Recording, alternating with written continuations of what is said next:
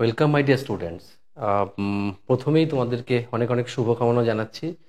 যেটা তোমরা RRB group ডির ফর্ম ফিল আপ নিয়ে অনেক ব্যস্ত রয়েছো, কিন্তু এত কমেন্টস রয়েছে আমাদের সেকশানে যে তোমরা কিভাবে কি করবে বুঝতে পারছো না, বা ফ্রিকোয়েন্ট আস্কিং কোশ্চেন মানে কোন কোশ্চেনগুলো তোমাদের মনে বারবার আসছে অথচ তোমরা কোশ্চেনগুলো বুঝতে পারছো না। তো আমি তোমাদের আরআরবিতেই কিন্তু আপলোড করেছে যে ফ্রিকোয়েন্ট আস্কিং কোশ্চেন কোনটা। তো তাই নিয়ে তোমাদের সাথে আমি চর্চা তো করবোই, তাছাড়া কোন বোর্ডে কীরকম ভ্যাকান্সি আছে, কোথায় ফর্ম ফিল আপ করলে ভালো হবে, বা এইরকম ব্যাপারে আরও অনেক কিছু আমি আশা করছি তোমাদের সাথে কথা বলবো আমি। ঠিক আছে? তো আমি প্রথম থেকেই তোমাদেরকে একটু মানে বেশ স্মার্টলি পারফর্ম করতে বলছি, এর সাথে যে কোথাও যদি প্রবলেম থাকে আমায় জিজ্ঞেসও করবে, কিন্তু মানে জিজ্ঞেস করবে, বাট একটু মানে আগে শুনে নাও আমি কি বলি। টোটাল ব্যাপারটা আমি একবার বলে নিই, বলে বুঝিয়ে দিই ব্যাপারটা। ঠিক আছে? তাহলে অনেক জায়গায় অনেক রকমভাবে রয়েছে ব্যাপারটা। ঠিক আছে? তো দেখো, ওপেনিং কিছু যে এই যে পুরো সেটটাই, এই যে পুরো সেট দেখতে পাচ্ছ তোমরা, এটা কিন্তু পুরোটা FAQ মানে ফ্রিকোয়েন্ট আস্কিং কোশ্চেন। ঠিক আছে? তো এই যে ফ্রিকোয়েন্ট আস্কিং কোশ্চেন, এখানে অনেক কিছুর উত্তর আমরা পাবো, অনেক কিছুর উত্তর পাবো। তো সেগুলো একটুখানি ওয়েট করো তোমরা জাস্ট। ঠিক আছে? সব থেকে খারাপ লাগা যে ব্যাপার, সেটা তো একটা কাজ করি, যেটা হচ্ছে যে এত কম ভ্যাকান্সি, কিন্তু প্রবলেম হচ্ছে ভ্যাকান্সি যদি বাড়িয়ে দেয়, তাহলে যদি তুমি ফর্ম ফিল আপ এখন না করো, তাহলে সেই অ্যাসিস্ট্যান্ট লোকো পাইলটের মতো কেস হবে যে 5,000 ভ্যাকান্সি আসলো, অথচ দেখা গেল 18-20 হাজার হয়ে গেল পরে। এইটা একটা বিরাট ব্ল্যান্ডার হয়ে যাবে। তার জন্য কিন্তু মানে ফর্ম ফিল আপটা করে রাখতে হবে। ওকে? তো প্রিয় স্টুডেন্টস, দেখো, ওপেনিং ডেট 23/1/2025 থেকে শুরু হয়েছে, আর চলবে 22/2/2025 অবধি চলবে, 1 মাস ধরে চলবে। আর পেমেন্ট ক্লোজিং ডেট এইগুলো এবার আরও অনেক কিছু থাকছে, এর মধ্যে আমি সব আলোচনা করব না। ঠিক আছে? আর অন্য বিষয় নিয়ে আমি এখন কথা বললে এই কথার ডিস্টার্ব হবে এটার, তার জন্য দেখো, মডিফিকেশন উইন্ডো যেটা ওপেন হবে সেটা কিন্তু দেখতে পাচ্ছ তোমরা 25 এত এত এর মধ্যে মডিফিকেশন উইন্ডো। আমি আরেকবার জুম করে করে দেখাচ্ছি, তাহলে বুঝতে পারবে সব কিছু। আচ্ছা, কোথাও প্রবলেম হলে আমার সাথে সাথে বলো। ফর্ম ফিল আপ কোথায় করবে, কি করবে, এসব আমি ডিটেলস বলছি আর কি। ঠিক আছে? এবার এইগুলো নিয়ে, এই যে ট্রানজ্যাকশন ইস্যু, এগুলো নিয়ে আমি চর্চা করব না। যে কোশ্চেনগুলো খুব ইম্পর্ট্যান্ট, সেই কোশ্চেনগুলো আমি কথা বলবো তোমাদের সাথে। এই যে অ্যাকাউন্ট ক্রিয়েট তোমাদের অলরেডি হয়ে গেছে, এসব নিয়েও আমি আর তথ্য দিচ্ছি না, এগুলো তোমরা জানো। ওগুলো নিয়ে আমি কথা বলবো না। দেখো, আমি দাগ দিয়ে রেখেছি যেগুলো important. How many pay level are there CN 8/8/2024। দেখো, একটাই কিন্তু সিঙ্গেল পে লেভেল আছে। খেয়াল করছো? পে লেভেল বলতে লেভেল 1 যেটা, সেটা একটাই আছে এখানে। ঠিক আছে? Can I apply submit common application for different post in same RRB? এটার মানে বোঝো। মানে বোঝানোর জন্য তোমাকে একটা কথা আমি প্রথমে বলি। মনে করো এক আরআরবিতে অনেকগুলো পোস্ট আছে, তাহলে বলছে কি যে তুমি কি কমন অ্যাপ্লিকেশন, তুমি একটা অ্যাপ্লিকেশনে সবগুলো পোস্ট কি দিতে পারবে? তুমি যদি যোগ্য থাকো তো ইয়েস, সেটা দেয়া যাবে। এই দেখো, ইয়েস কথা রয়েছে, অ্যালাউড ডিফারেন্ট পোস্ট দেওয়া যাবে। বোঝা গেল? এবার can I apply different railway for different post? তুমি কি একজন ব্যক্তি, তুমি ডিফারেন্ট পোস্টে কি অ্যাপ্লিকেশন করতে পারবে? কলকাতা করবে, আবার তুমি অন্য মানে দিল্লি জোন করবে, কলকাতা জোন, সেকেন্দ্রাবাদ জোন, এরকম বিভিন্ন জায়গায় করতে পারবে না? তুমি সেটা পারবে না। এটা কিন্তু মাথায় রাখো। কেন অ্যাপ্লাই মোর দেন ওয়ান? একটা রেলওয়ে কিন্তু অনেকগুলো আর অ্যাপ্লিকেশন করতে পারবে। এইটা কিন্তু ভুল করেও তোমরা করতে যাবে না যে একটা বোর্ডে কেন, মানে একটা সেন্ট্রাল এমপ্লয়মেন্ট নোটিশের এগেনস্টে একটাই কি অ্যাপ্লিকেশন করা যাবে? এই ভুলটা অনেকেই করে, আর যদি করো তাহলে ডেব্রাইড হয়ে যাওয়ার সম্ভাবনা থাকবে, মানে নির্বাসন চলে যাবে, তোমাকে আর পরীক্ষা দিতে পারবে না। Can apply multiple application to same RRB? না, একই আরআরবিতে অনেকগুলো মানে অ্যাপ্লিকেশন তুমি যোগ্য নাও সেটা। I have undergo LASIK surgery, এইটা কিন্তু খুব ভালো। তুমি চোখের যে ব্যাপারটা আছে, অনেকের ল্যাসিক সার্জারি আছে, তারা কি ফর্ম ফিল আপ করার যোগ্য? এখানে একদম clear, candidate who have undergone LASIK surgery or any other surgery procedure to correct correct refractory error are not eligible for the post having medical standard A2 and A3। তোমরা জানো প্রিয় student, এই নিয়ে আমি আলোচনা করেও দিয়েছি। তো সেইটা আমি আরেকবার তোমাদের বলি যে A2 এবং A3-তে এর কিন্তু এলিজিবিলিটি দিচ্ছে না। তাছাড়া B1, B2, B3, C1, C2 এসবগুলোতে কিন্তু ল্যাসিক সার্জারি অ্যালাউ। ঠিক আছে? এটা তোমার খুব ভালোভাবে জানা দরকার। আধার ভেরিফিকেশন দরকার আছে কি? Yes, Aadhaar verification is required ensure genuineness of candidate আসল আর নকল দেখার জন্য আধার ভেরিফিকেশনটা দরকার। এইটা রেলওয়ে কাউকে শেয়ার করবে না। ঠিক আছে? আচ্ছা, এবার যেগুলো ইম্পর্টেন্ট সেগুলো দেখো দাগ রেখেছি। তুমি কি তোমার পাসওয়ার্ড চেঞ্জ করতে পারো? হ্যাঁ, তোমার পাসওয়ার্ড তুমি চেঞ্জ করতে পারো। আচ্ছা, can I change choose N RRB? তুমি কি একবার আরআরবিতে ফর্ম ফিল আপ একটা করে দিয়েছো, পরবর্তী কি আরেকটা আরআরবিতে ফর্ম ফিল আপ করতে পারবে না? সেটা কখনোই পারবে না তুমি। ঠিক আছে। আচ্ছা, who eligible for free traveller? কে ফ্রি ট্রাভেল পাস পাবে? দেখো, যারা এসসি এসটি এরকম যারা আছো তারা কিন্তু ফ্রি ট্রাভেল পাস অবশ্যই পাবে, সুযোগ সুবিধা সেক্ষেত্রে তোমার ক্ষেত্রে রয়েছে। বা ইডব্লিউএস বলো বা ওবিসি বলো, জেনারেল বলো, তারা কিন্তু এই পাসটা পাবে না। ঠিক আছে। আচ্ছা দেখো, ফ্রি ট্রাভেল পাস পেতে গেলে তোমাকে কি করতে হবে? Facilities: SC ST candidate while filling online application such candidate should yes লিখতে হবে চুজেনের ঘরে, এবং ড্রপ ডাউন করে সেটা তোমার লিখতে হবে তুমি এই এসসি এসটি ক্যাটাগরির মধ্যে পড়ো সেটা, এবং তোমার আপলোড করতে হবে তোমার কাস্ট সার্টিফিকেটটা। সেটাও আমি বলছি পরে একটু। How can receive free travel? In case SC ST candidate their city information intimation slip call letter itself will contain free travel pass. মানে যখন তুমি ওই যে কল লেটারটা পাবে তখন তাতেই কিন্তু লেখা থাকবে এসসি এসটি যে বেনিফিটটা আছে সেটা পাস পাবে তুমি। I am unable to upload my caste certificate, check whether scan document PDF format and size 500 কেবির নিচেই তোমার ওই যে ফাইলের সাইজ হতে হবে, তাহলে তুমি কিন্তু অ্যাপ্লিকেশন করতে পারবে। ইবিসি কি? Economically background class. এটা কি হতে হবে? দেখো, বলছে ফ্যামিলি 50,000 টাকা তোমার অ্যানুয়ালি ইনকাম হতে হবে, 50,000 টাকা, অর হোল্ডার্স বিপিএল কার্ড থাকতে হবে তোমাকে। Issue: central government under recognise poverty alleviation programme holders or ইজ্জত বা এমএসটি ইস্যুড বাই রেলওয়ে। এইগুলো তোমার থাকতে হবে, থাকলে তুমি কিন্তু এই ইবিসি সুযোগটা পাবে। আচ্ছা, ইবিসি নিয়ে আর বলছি না, যেটা যেটা মেন কথা, currently serving the arm force can I apply ex serviceman? তুমি যদি এক্স সার্ভিস, ইয়েস, তুমি অ্যাপ্লিকেশন করতে পারবে এক্স সার্ভিসম্যান হিসেবে। ঠিক আছে। কোয়ালিফিকেশন তো মাধ্যমিক, সেটা তোমরা জেনে গেছো তো আগেই। হ্যাঁ, হু should produce NOC at the time of document verification? তোমাদের অনেকে এক্স সার্ভিসম্যান বা এরকম থাকে না, তাদের হচ্ছে মানে অলরেডি সিভিল সার্ভিস হিসেবে যারা কাজ করছো তারা কিন্তু আহ, সেখান থেকে সেন্ট্রাল বা স্টেট গভর্নমেন্টের সেখান থেকে নিয়ে এনওসি তোমাকে দিতে হবে ডিবির সময়, ডকুমেন্ট ভেরিফিকেশনের সময়। What all documents are to be uploaded? কি পরিমাণ ডকুমেন্ট তোমায় আপলোড করতে হবে সেটা তোমায় বলতে। All documents upload their scan photograph করতে হবে, সিগনেচার আপলোড করতে হবে, আর কি এসসি এসটি সার্টিফিকেট আপলোড করতে হবে, আর কিন্তু কিছু আপলোড করার লাগবে না। ঠিক আছে, আশা করি আমার কথা বুঝেছো। তার মানে যদি মনে করো জেনারেল ক্যান্ডিডেট হও, তাহলে মনে করো জেনারেল ওবিসি, এই জেনারেল ক্যান্ডিডেট যদি হও বা ওবিসি ক্যান্ডিডেট হও বা ইবিসি ক্যান্ডিডেট হও, তাহলে তোমার কিন্তু আদার্স করে কিছু এখানে লাগছে না, তেমনই বলছে।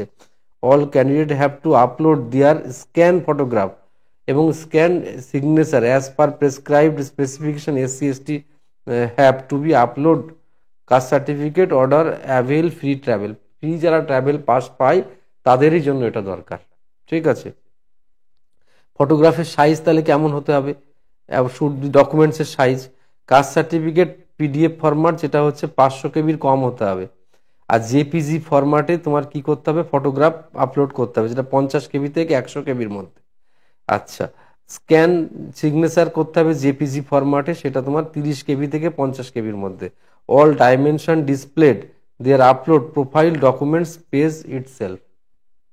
ওকে। আচ্ছা, how can I pay fee? অনলাইনে তোমাকে ক্রেডিট কার্ড বা ডেবিট কার্ড বা ইউপিআই সিস্টেমে তুমি কিন্তু ফিস পে করতে পারবে, ইনক্লুডিং জিএসটি।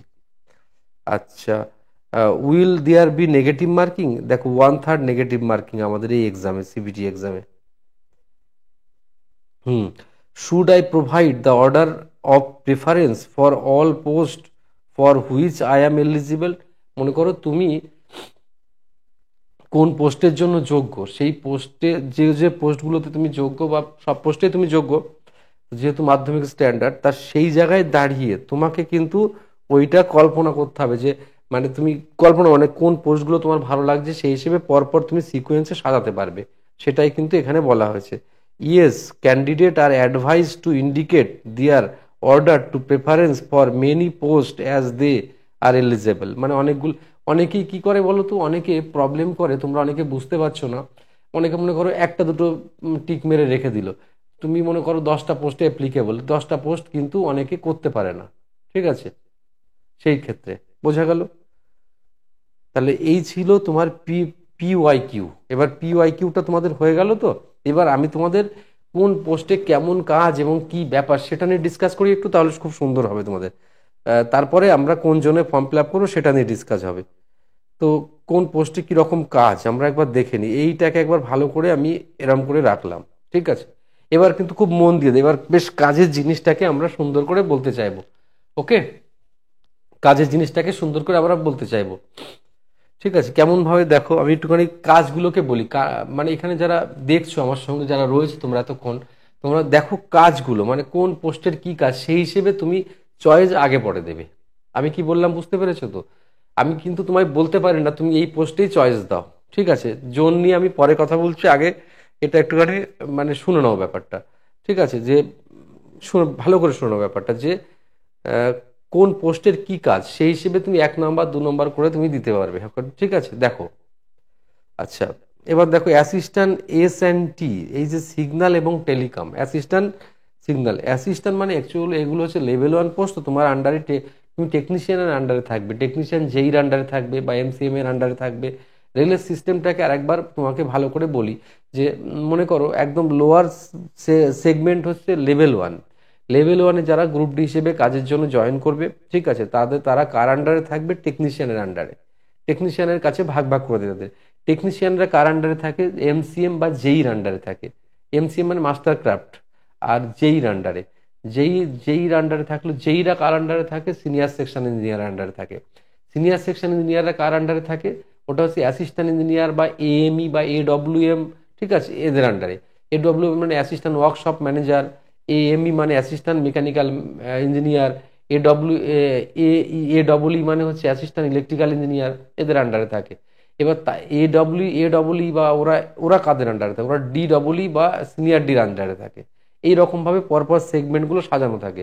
এইবার আমি তোমাদেরকে যেটা বলছি, assistant S&T, signal and telecom, তোমরা দেখেছো যে রেলের ক্ষেত্রে, রেলের বিভিন্ন জায়গায়, এটা কলকাতাটাকে আমি হাতে রেখেছি এখানে। মনে করো যেখানে সিগন্যাল এবং টেলিকম রিলেটেড কাজবাজগুলো হয়, মনে করো বিভিন্ন রকম টেলিফোনিক যোগাযোগ ব্যবস্থা বা বিভিন্ন রকমের কানেকশন যেখানে থাকে, বা কোন গাড়ি কোথায় আছে না আছে, যেরকম প্যানেল থাকে বিভিন্ন রকমের। তারপর মনে করো যে লোকো পাইলট ট্রেন যখন চলে কোথায় কি চলছে সেটা জানার জন্য, বা তোমার মানে সিগন্যালের যে ব্যাপারগুলো সেগুলো সব হচ্ছে S&Tর মাধ্যমে রয়েছে। ওয়ার্কশপে অ্যাসিস্ট্যান্ট ওয়ার্কশপ দুটোই দেখো মেকানিক্যাল পোস্ট। এখন অ্যাসিস্ট্যান্ট ওয়ার্কশপ বলতে মেকানিক্যালে কি কাজ আছে এখানে তোমাকে ভালো করে বুঝতে হবে। যে মেকানিক্যাল মানে হচ্ছে যেরকম fitter, turner, machinist, welder, track machine operator, এরকম ক্রেন ড্রাইভার, এরকম অনেক কাজ থাকে, তাদের আন্ডারে তোমাকে কাজ করতে হবে। দেখো দুটো সেগমেন্ট রেলের সব থেকে বড়, একটা মেকানিক্যাল ডিপার্টমেন্ট আর একটা হচ্ছে ইলেকট্রিক্যাল ডিপার্টমেন্ট। মেকানিক্যাল ডিপার্টমেন্টের মধ্যে এই যে মানে মনে করো ফিটার, মানে ফিটার ট্রেড বারাম থাকে না, তারা যখন চাকরি পাবে, টেকনিশিয়ান গ্রেড 3 ফিটার মনে করো, technician grade 3 machinist, technician grade 3 carriage and wagon, technician grade 3, এরকম অনেক নাম আছে। তা কার শেড না মানে ওয়ার্কশপের মধ্যে যখন মেকানিক্যাল ডিপার্টমেন্টের কোনো হেল্পিং হ্যান্ড হিসেবে কাজ করবে, তখন তাকে বলা হবে যে এই ওয়ার্কশপ অ্যাসিস্ট্যান্ট, ঠিক আছে? এই পোস্টগুলো মোটামুটি আমার কাছে ভালো পোস্ট এগুলো, কারণ এগুলোতে খুব একটা মানে ওয়ার্কশপ যেহেতু বাইরে যেতে হয় না, আর মানে কাজের সিস্টেমটা ভালো। আর কাজ যে খুব বেশি কঠিন কাজ তা কিন্তু নয়, এটা বুঝতে পেরেছো? তাহলে আমি এগুলোকে কিন্তু ভালো নাম্বার দিয়ে রাখছি, ঠিক আছে? আর এটা এটা বেশি যে ক্রিটিক্যাল না, সব সময় যে বিশাল চাপের কাজ তাও না। আর S&Tটা কিন্তু বেশ চাপের কাজ আর কি, ঠিক আছে? ব্রিজটা সিভিল ইঞ্জিনিয়ারিং ডিপার্টমেন্টের পড়ে। মানে বিভিন্ন রকমের যে রেলওয়ে লাইনের বিভিন্ন রকমের কাজ থাকে, বা ব্রিজ বাই ওরিয়েন্টেড যে কাজগুলো আছে সে কাজগুলো কিন্তু সিভিল ইঞ্জিনিয়ারিং এর আওতায় আছে। তার মানে বোঝো সবসময় বাইরে বাইরেই থাকতে হবে, কোনো রকম ভেতরে কাজ নেই। অ্যাসিস্ট্যান্ট ক্যারেজ অ্যান্ড ওয়াগন কি স্যার? ক্যারেজ অ্যান্ড ওয়াগন হচ্ছে মনে করো আহ, হাসপাতাল, মনে করো গাড়ির হাসপাতাল যদি বলা হয় এরকম কাদের কোন গাড়ির হাসপাতাল? মানে মালগাড়ি, মালগাড়ির বডি যেখানে রিপেয়ার বা মেনটেন করা হয় বা টেস্ট করা হয় সেই জায়গাটা হচ্ছে ক্যারেজ অ্যান্ড ওয়াগন।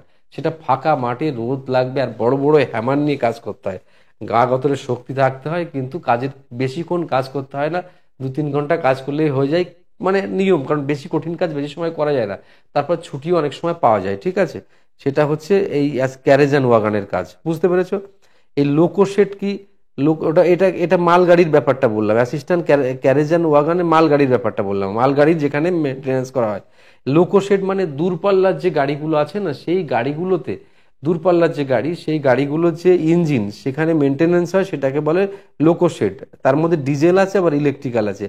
এই ডিজেলটা কিন্তু একটু বেশ মানে কালিঝুলি নোংরার কাজ, কিন্তু ইলেকট্রিক্যালটা হচ্ছে সাবস্টিকেট কাজ, ঠিক আছে। এই লোকোশেডে, লোকোশেড মানে লোকো মানে কি? ইলেকট্রিক লোকো মানে ইলেকট্রিক ট্রেনের সামনের যে অংশ থাকে যেটা হচ্ছে ইঞ্জিন বলে, সেই ইঞ্জিনের মেনটেনেন্স যেখানে হয় সেটাকে বলে ইলেকট্রিক লোকোশেড, ডিজেল বা ইলেকট্রিক্যাল। বোঝা গেল?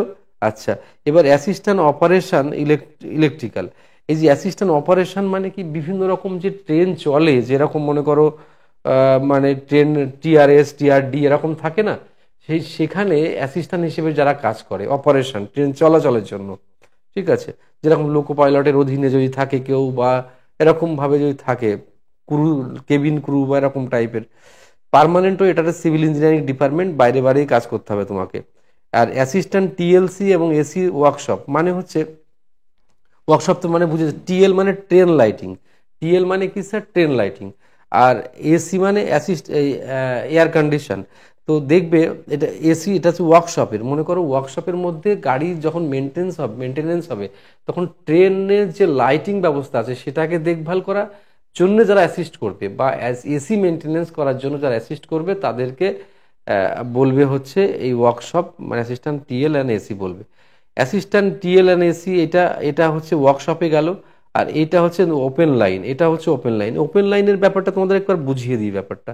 মনে করো ট্রেনের আমরা বাতানুকূল যে গাড়িতে যাই, মনে করো আমরা যে ট্রেনের কামরায় চাপি, মনে করো বন্দে ভারত হতে পারে, এরকম সব এসি গাড়ি, সেই এসিদের মেনটেনেন্স করার জন্য যারা থাকে, বা দেখা গেল ওই সময় মনে করো তোমার টেকনিশিয়ানের আন্ডারে তুমি উঠে তোমাকে বম্বে অবধি চলে যেতে হবে, মুম্বাই অবধি, গিয়ে আবার ফিরে আসলে তোমাকে গাড়িতেই থাকতে হলো, গাড়িতেই ঘুমাতে, মানে ঘুমাতে তো পারবে না, মানে ডিউটি অবস্থায় তোমাকে থাকতে হবে।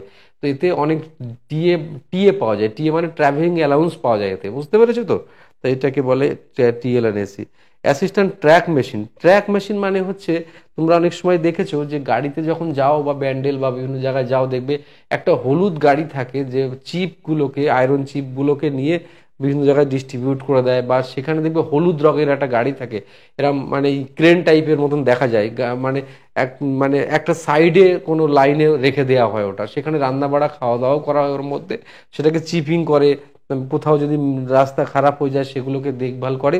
সেটা হচ্ছে এই ট্র্যাক মেশিনের চাকরি কিন্তু কষ্ট আছে, কারণ ওখানে তোমার সর্বক্ষণের ডিউটি, আর প্রচুর টিএ পাওয়া যায়, ছুটিও পাওয়া যায় প্রচুর। মনে করো মাসে প্রায় 20-25 দিন যদি ডিউটি করো, তাহলে 6-7 দিন 8 দিন 10 দিন ছুটি পাওয়া যায়, ঠিক আছে। তাছাড়া টিএ ডিএ এগুলো বেশি পাওয়া যায়। ওকে, টিআরডির কথা আমি বারংবার বলি, ট্র্যাকশন রোলিং ডিস্ট্রিবিউশন, এটা হচ্ছে যে ওভারহেড লাইন যেটা, তার মেনটেন করার জন্য, তাকে পরিচর্যা করার জন্য যে লাইন, সেটাকে বলা হয় TRD, track machine, track traction rolling department, বা ডিপার্টমেন্ট বলা যায় না, ডিস্ট্রিবিউশন। তো এরই দুটো রকম ভাগ আছে, টিআরডির দুটো ভাগ আছে, একটা ভাগ হচ্ছে টিআরএস, টিআরএস মানে ট্র্যাকশন রোলিং স্টক, আর একটা হচ্ছে টিআরডি, মানে টিআরডি, একটা টিআরডি তো এটাই আছে। আর টিআরএস আছে একটা, টিআরএস মানে ট্র্যাকশন রোলিং স্টক, যেটা তোমার ওই ওপেন লাইনের গাড়ি মেনটেন্স করার জন্য, যেটা তোমার অ্যাকচুয়ালি কার শেড বা এরকম টাইপের জায়গার গাড়ি মেনটেন্স করার জন্য টিআরএস বলে সেটাকে। পয়েন্টসম্যান তোমরা জানো, পয়েন্টসম্যান সম্পর্কে বলার কাজে ট্রাফিক ডিপার্টমেন্টে বলে। আর ট্র্যাকম্যান মেনটেন্যান্স 3, এই কাজটা কিন্তু অনেকে, প্রচুর ভ্যাকান্সি এখানে থাকে, এই কাজটা কিন্তু একটু টাফ আছে। কাজটা টাফ কেন আমি বলবো, কারণ এই কাজটা টাফ এই কারণে টাফ যে এখানে অনেক সময় নোংরা বা পরিবেশটা অতটা ভালো থাকে না, বা হ্যামার ট্যামার নিয়ে যেতে হয়, মানে রাস্তাগুলোকে, যে ট্রেনের যে ট্র্যাকটাকে যারা মেনটেন করে তারা হচ্ছে ট্র্যাক মেনটেনার গ্রেড 3। এটা ইঞ্জিনিয়ারিং ডিপার্টমেন্ট মানে ভেবো না যে ইঞ্জিনিয়ার হয়ে গেলে, এটা কিন্তু তা নয়, এটা হচ্ছে একটা ডিপার্টমেন্ট, যেটা নাম হচ্ছে ইঞ্জিনিয়ারিং ডিপার্টমেন্টের মধ্যে আর কি। তাহলে এটা বোঝা গেল তো। তাহলে এইবার তুমি, আমি সবগুলো পোস্ট তোমাকে বুঝিয়ে দিয়েছি, এবার তুমি কোন পোস্টের জন্য ভালো তোমার মনে হয় আমি কিন্তু সব বলে দিয়েছি। তাহলে সেগুলো তুমি পরপর পরপর করে সাজিয়ে দেবে। এবার আমি যদি তোমাকে পরপর করে সাজিয়ে দিই সেটা আনঅথেন্টিক, সেটা অন্যায়। তাই আমি তোমাদেরকে সব বুঝিয়ে দিয়েছি। কেউ যদি ফর্ম ফিল আপ করার সময় আমার এই নিয়মগুলো বোঝো, তাহলে দেখবে তার কাছে ফর্ম ফিল আপ করা অনেক সহজ। আচ্ছা, এবার আমি আসবো আর একটা জিনিস তোমাদেরকে দেখাবো, সেটা হচ্ছে দেখো খুব সিম্পলি একটা জিনিস তোমাদেরকে দেখাবো যে কোন আরআরবি যদি চিন্তা করো তুমি, কোন আরআরবি মানে অনুযায়ী তুমি যদি ফর্ম ফিল আপ করো, তাহলে কোথায় কত ভ্যাকান্সি আছে অ্যাট এ গ্লান্স কিন্তু এখানে দিয়ে দিয়ে আছে। তোমরা এটাকে স্ক্রিনশট নিয়ে নিতে পারো একটা। দেখো মানে কোথায় কত ভ্যাকান্সি আছে, এখানে বলার কিছু নেই আমার। আচ্ছা, এই পর্যন্ত তো থাকলাম। এবার বুঝলাম সব কিছু, আমি চয়েসের ব্যাপারটাও বললাম। এবার প্রশ্ন হচ্ছে যে কোন আরআরবিতে তুমি ফর্ম ফিল আপ করবে। এখানে আমি দুটো কথা সিম্পলি বলে দিই। আমি যদি কারোর ডাইরেকশন দিই, বাবু তুমি এই আরআরবিতে ফর্ম ফিল আপ করো, তাহলে তোমাকে কি হবে, তুমি সে আরআরবিতে ফর্ম ফিল আপ করলে, করে দেখা গেল চান্স পেলে না, তখন আমার দোষ হবে। আমি তো আর জানি না যে ওখানে কম কাট আপ যাবে, জগতে কেউ জানতে পারবে না। এটা একটা রেলওয়ে বোর্ডের ব্ল্যান্ডার সিস্টেম। এই ফালতু সিস্টেমটা যে কত ফালতু সেটা কারোর কল্পনাও করা যাবে না। ঠিক আছে, এত ফালতু সিস্টেম যে একটা ছেলে মনে করো কোনো জায়গায় 70 পেয়ে চান্স পাচ্ছে, কোনো জায়গায় দেখা গেল 80 পেয়েও চান্স পাচ্ছে না, আবার কোনো জায়গায় দেখা গেল 55 পেয়ে চান্স পাচ্ছে। তাহলে একটা ব্ল্যান্ডার ব্যাপার না? রেলের এই অথেন্টিক রুলগুলো খুব বাজে, কেউ তো এটা নিয়ে কথা বলে না কেউ। মানে আনঅথেন্টিক কেন বলছি, মানে এমন তো হতে পারতো সেন্ট্রাল সিস্টেম হতে পারতো, তাতে মানে পরপর মানে মানে চয়েস থাকতে পারতো। এবার তাতে কাট অফ যেখানে আসবে টোটাল কাট অফ একটা কাট অফ হতে পারতো। এখানে যদি এতগুলো কাট অফ হয়, তাহলে স্টুডেন্টের পক্ষে বেছে নেওয়া খুব মুশকিল। শুধু একটা বেছে নেওয়ার জন্য কারো চাকরি হচ্ছে, কারো চাকরি হচ্ছে না। যেমন ধরে নাও, কেউ যদি মনে করো নিউ দিল্লিতে ফর্ম ফিল আপ করে, সেখানে কাট অফ মনে করো 70 উঠলো। আবার কেউ মনে করো মুম্বাইতে ফর্ম ফিল আপ করলো, সেখানে মনে করো 71 উঠলো। তাহলে একটা ছেলে মেয়ের মধ্যে দেখো ডিফারেন্সটা কিছুই না। মনে করো কেউ এখানে ওখানে চেঞ্জ করার ফলে তার কিন্তু চাকরিটা হলো না। ব্যাপারটা খুব খুব মাইনরিটিলি যদি তুমি ভাবো, খুব কাঁদিয়ে দেয় ব্যাপারটা। তুমি এমন তোমার হয় না যে তুমি একটা বোর্ডে ফর্ম ফিল আপ করলে, সেই বোর্ডে নাম্বার কম গেল, ঠিক আছে, আর অন্য কোল বেশি গেল, অন্য বোর্ডে ফর্ম ফিল আপ করলে সেখানে কম গেল। তাহলে তুমি একই স্টুডেন্ট, শুধু একটা আরআরবি মানে চয়েস করার জন্য তোমার জীবন শেষ হয়ে গেল। অথচ তুমি সাধারণ মধ্যবিত্ত বা নিম্ন মধ্যবিত্ত ছেলে, তুমি দুনিয়ার সব মানে দেশের যেখানে তোমার চাকরি হোক সেখানেই তুমি চলে যাবে। তুমি তো আর বলছো না যে আমি ওখানে চাকরি করব না, এখানে চাকরি করবো না, এরকম তুমি তো বলছো না। বাট তোমার সেই সুযোগটা থেকেও বঞ্চিত করছে। তার থেকে যদি ওই যে পোস্টগুলো যেরকম 1 2 3 করে প্রেফারেন্স দিতে বললো, এখানেও যদি 1 2 3 করে প্রেফারেন্স দিতে বলতো, তাহলে সব থেকে ভালো হতো। কিন্তু এটা দিচ্ছে না, কারণ এটা একটা ব্ল্যান্ডার সিস্টেম করে রেখেছে। ঠিক আছে, এটা খুবই বাজে করে রেখেছে, এটা খুবই বাজে করেছে। তো এই বাজে সিস্টেমটা মানে মেনে নেওয়াটা খুব টাফ আছে। তোমরা যারা পরীক্ষা দাও তারা কিন্তু বারবার ভুগছো এই ব্যাপারটা নিয়ে। খেয়াল করে দেখেছো আমি তোমাদেরকে কোন অ্যাঙ্গেলে কথা বললাম? এটা কিন্তু খুব ক্লিয়ার একটা কথা। তাই আমি প্রত্যেককে বলছি তোমরা বুঝে ফর্ম ফিল আপ করো। আর এই চাকরি লেভেল 1-এর চাকরি তো বাবু, খুব বেশি বাইরে ফর্ম ফিল আপ করো না। কেন বাইরে ফর্ম ফিল আপ করতে বারণ করছি? কারণ এই চাকরিতে মানুষের মন খারাপ হয়ে যেতে পারে যে বাইরে চাকরি করছি, তখন আবার এখন চাকরি পাচ্ছ না, ঠিক আছে, চাকরি পেয়ে গেলে তখন আবার তোমার বিরাট মন খারাপ হয়ে যাবে, তখন বাড়ি আসার জন্য পাগল হয়ে যাবে। তো সেই জন্যে আমি বলছি বাইরে এখন ফর্ম ফিল আপ যতটা পারো কম করার চেষ্টা করো। তোমরা একটু কাছাকাছি করবে। আর এটা আমার, দেখো আমি বলছি বলে তা নয়, তোমরা বুঝে করবে ব্যাপারটা। যে বাইরে ফর্ম ফিল আপ করলেই যে তোমার বাইরে ফর্ম চাকরি হয়ে যাবে এরকম তো কোনো কথা নেই। এটা তুমি বোঝো, এরকম কথা হতে পারে না যে আমি জম্মু কাশ্মীর চলে যাবো আমার চাকরির গ্যারান্টি আছে স্যার, তো ওরকম হতে পারে না। ঠিক আছে, এটা আমি যে এত জিনিসটাকে তোমাকে সুন্দর করে বুঝিয়ে দিলাম, এইটা তুমি ভালো করে বুঝে নাও যে আমি স্যার এই কথাগুলো কেন বললো। স্যারের কথা মতো যে অমুক জায়গায় ফর্ম ফিল আপ করতে হবে সেরকম সেরকম করা ঠিক হবে না। ঠিক আছে, তাহলে আমার এই যে আজকের যে আলোচনা ডিসকাশন তোমাদের সঙ্গে হলো, তোমাদের কেমন লাগলো আমার জানা নেই। তবে এই পুরো বিষয়টা যারা ভালো করে দেখলে, আমার সাথে থাকলে, অনেক কিছু আইডিয়া তোমাদের ক্লিয়ার হয়েছে। আর এরপরে তোমরা যদি চাও যে আমি মাঝে মাঝে তোমাদের ক্লাসে আসবো, তাহলে তোমরা বলতে পারো আমাকে। তো আমি সেরকম ভাবে কমেন্টস করলে আমি কিন্তু মাঝে মাঝে তোমাদের সায়েন্সের ক্লাস বা ম্যাথ বা রিজনিং বা যে ক্লাসগুলো তোমাদের ইম্পর্টেন্ট মনে হবে, আমি তোমাদের সাথে আসবো, মাঝে মাঝে দেখাবো যে এইরকম ভাবে পড়তে হবে, এরকম ভাবে চলতে হবে। অ্যাকচুয়ালি হয় কি বলো তো, আমি সারা দেশের সঙ্গে একটু আলাদা চিন্তাও করে ফেলি। কেন কেন কেন আমি এটাও তা বলি, আমরা দেখো আমরা অ্যাকচুয়ালি আমাদের কোর স্টুডেন্ট নিয়ে না প্রচন্ড চিন্তা করি। আমি সারা দেশের টিচারকে না আমি নমস্কার জানাই যে ওরা কি করে ইউটিউবে এত ভিডিও আপলোড করতে পারে। আমরা পারি না কেন? আমরা পারি না আসলে আমাদের স্টুডেন্ট নিয়ে আমরা খুব চিন্তা থাকি।